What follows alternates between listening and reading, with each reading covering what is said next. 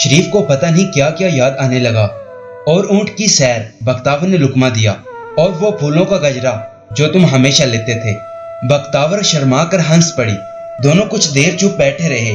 फिर शरीफ ने कहा, अब वो साइकिल भी नहीं जिस पर तुझे बिठा कर कहीं ले जाऊं, और इतने फालतू पैसे भी नहीं कि इन सारी चीजों पर जाया कर दें, और वक्त भी तो नहीं मिलता कि मैं और तू 2 घड़ी बैठकर दुख सुख की बातें कर लें।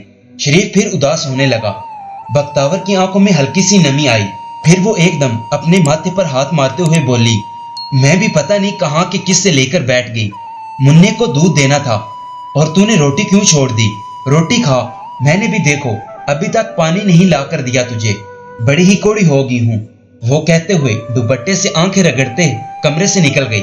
शरीफ वैसे ही बैठा रहा। खाना आ गया है अम्मा, सोनू ने चहकते हुए ऐलान किया। एक प्लेट में 1 रोटी रखे और इसी प्लेट के कोने में सालन की 1 टोकरी रखे। वो बड़ी एहतियात से दहलीज पर नमूदार हुआ था। अम्मा भागते एक बार फिर हाल में वापस आ गई थी। ला मेरा लाल, रोटी दे मुझे, अम्मा ने कुछ बेसब्री और खुशी से कहा। रोटी और चाय, यहाँ घर से किसी दूसरी खाने वाली शय का मिलना पूरे दिन में इसके लिए खुशी के सबसे बड़े लम्हात थे। सोनू ने प्लेट इसे थमा दी। अम्मा ने प्लेट सामने मेज पर रख दी। हाथ तो धो ले मेरे, अम्मा ने सोनू से कहा। वो अंदर गया और चंद सेकंड्स में पानी के 1 गिलास के साथ नमूदार हुआ। वहीं बैठे बैठे नाली के ऊपर अम्मा ने हाथ बढ़ा दिए और सोनू इन पर पानी डालने लगा।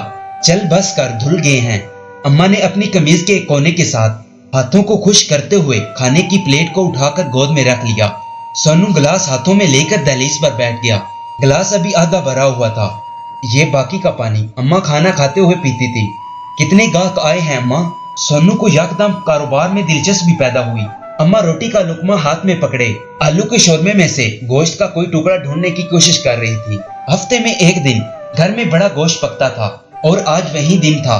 कटोरी की तह में गोश्त के चंद रेशे और कुछ छिछड़े बल आकर अम्मा को मिल गए। इसने जैसे खुश होकर लुकमा मुंह में रखा। 2 गाहक आए।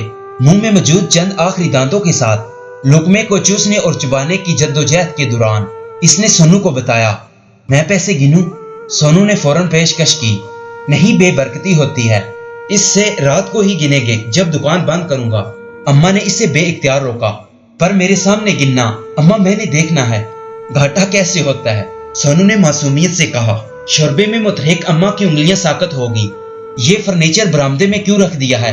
शरीफ घर में आते ही चौंका था। ड्राइंग में मौजूद वाइट सोफा और मेज बरामदे में पड़े थे।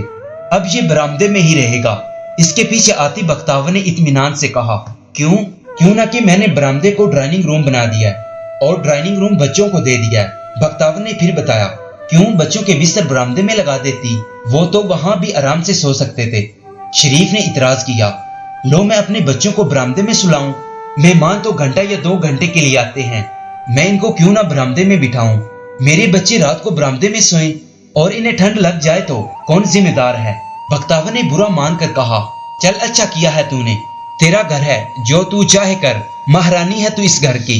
शरीफ ने हंसकर इसकी खफगी को दूर करने की कोशिश की। हाँ ये तो है, घर तो मेरा ही है, महारानी तो मैं वाकई ही हूँ यहाँ की।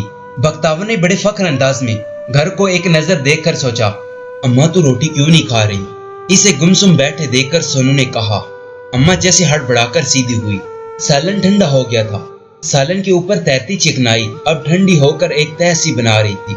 शोरबे के ऊपर अम्मा ने ठंडे सालन के अंदर रोटी का एक टुकड़ा भिगोने की कोशिश की। और रोटी ला कर दूं? सोनू ने इससे पूछा। अभी पहली कहाँ खाई है? अम्मा ने नम आंखों के साथ लुकमा हल्क से अंदर उतारने की जद्दोजहद की। इससे बेइख्तियार खांसी आई। ये खांसी क्यों हो रही है तुझे? हमीदा ने कुछ तफ्तीश के साथ बख्तावर से पूछा। वो बुरी तरह से खांस रही थी। पता नहीं 1 हफ्ते से हो रही है। पहले खांसी होती थी, फिर सीने में दर्द होने लगा था। बख्तावर ने अपनी खांसी रोकने पर कहा, कोई दवा ली? हमीदा ने पूछा। लो मैं तनख्वाह मखवा और दवा दारू पर पैसे जाया क्यों करूं? नहीं, पैसों से घर की कोई चीज आ जाएगी। बख्तावर ने हंसकर बेपरवाही से कहा। फिर भी हमीदा ने इसरार किया। मैंने पहले कभी दवाई खाई है? जो अब खाऊंगी। खुद बीमार होती हूँ और खुद ही ठीक हो जाती हूँ। आज तुझे बच्चों का कमरा दिखाऊं। बख्तावर को बात करते करते अचानक ख्याल आया, पूरे घर में तेरे घर जैसा कोई घर नहीं बागते। मोहल्ले की औरतें तो मिसाल देती हैं کہ بغت کے گھر میں روٹی زمین پر رکھ کر کھائی جا سکتی ہے۔